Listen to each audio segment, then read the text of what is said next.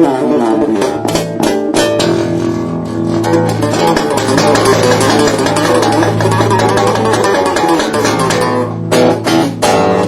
everybody, my name is Billy Sheehan. You're watching me right here on guitar.com. Visit my website if you like, www.billysheehan.com. SHEEHAN. I got a new record coming out in August on Favored Nations called Compression.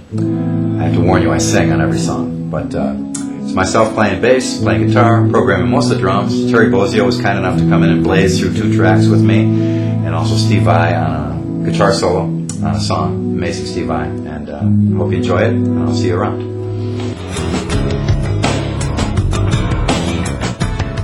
It's funny, the questions I get from people indicate to me the people are just thinking too much about, what scales do you use? I don't know. I play a bunch of, I have patterns and notes and melodies and moves that I do. I don't know what scale they are. I don't know what notes they are. If I play them.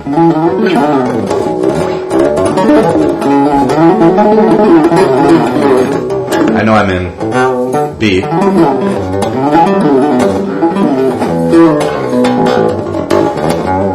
But I don't really know. I know I'm in B minor.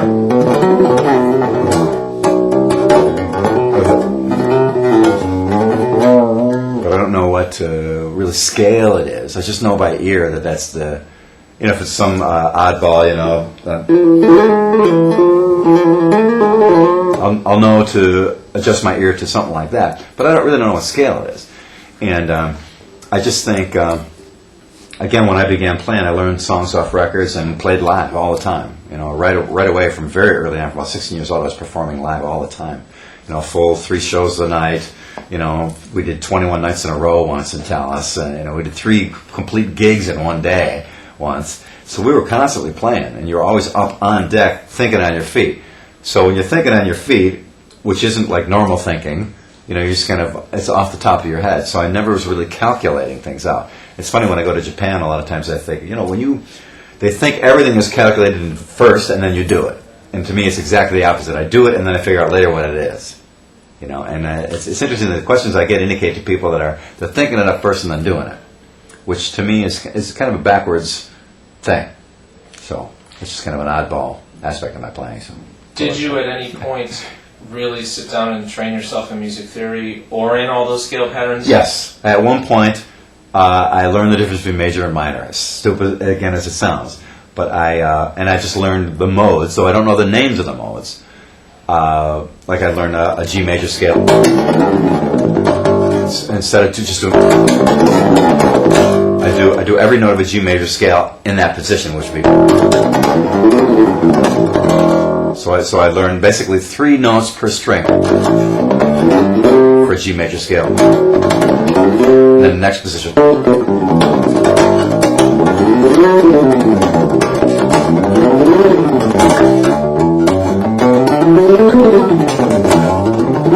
So I learned all G major scale up and down the neck on every position, on every string. Back and forth and back and forth and back and forth and back and forth. And then move to a different key.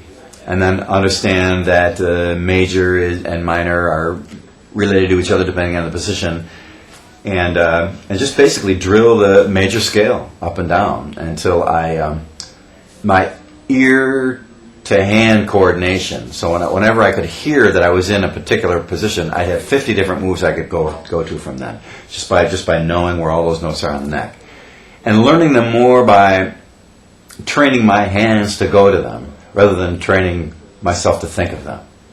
So when I know I need a particular musical phrase or color, my hands will go to that, rather than me thinking, oh, that's an augmented minor with 11th. I won't think that. I wouldn't know what that was. But I may go to it. A lot of times in a clinic, I'll ask someone, what key, is that? And they go, oh, it's a diminished fourth. I don't know. But I know by ear what it's supposed to be. And I would like to learn more about it. And I'm impressed that people do know that stuff. I don't, it's very, very impressive to me. I would like to learn more about it, But what you just showed, knowing that you know all the positions of one key, a lot of people don't ever even get that far with it. Yeah. And from that you can extrapolate. Yeah. And from that you can extrapolate every chord position for G major. That's why I see these jazz guys, all these amazing chords. Like, wow, in the world are they even doing it? It's just, they just know every position of every chord for where they are, and they can change keys around. And it actually came to me, the understanding that, while I was on stage once in Pittsburgh, playing this little club. There were 2 stage ones, one in Pittsburgh, one in Buffalo. Stage 1 in Pittsburgh. I'm on stage playing away, and all of a sudden it just came to me what that all meant. And I remember A Bolt from the Blue, and I finally understood what the modes were. Like, while I was playing, it came to me. Because I'm playing along, and I just happened to look down and realize that, oh my God, that's the same as that. So finally came. And it's funny because I get email from all over the world. And from people from Indonesia refuse to believe. They think I'm lying. They think I'm lying about it. And they actually get insulting and, abusive in their letters because I won't show them what the secret is. Get a bass, play your ass off, and learn a zillion songs. And they won't buy that. They want my tablature, which I probably couldn't read if I had it. But again, in a way, I'm to be frank and open and honest about it. That's certainly a weak spot in my playing, which I'd like to improve upon. To know more about theory and understanding it. I've been around some John Novello in Nias, and he's an expert at that stuff, so some of it rubs off on me occasionally.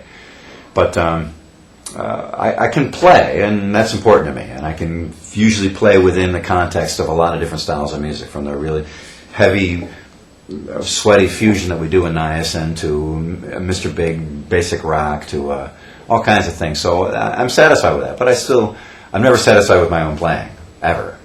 I got to learn more. I want to learn more. I must. And I have to get better. So.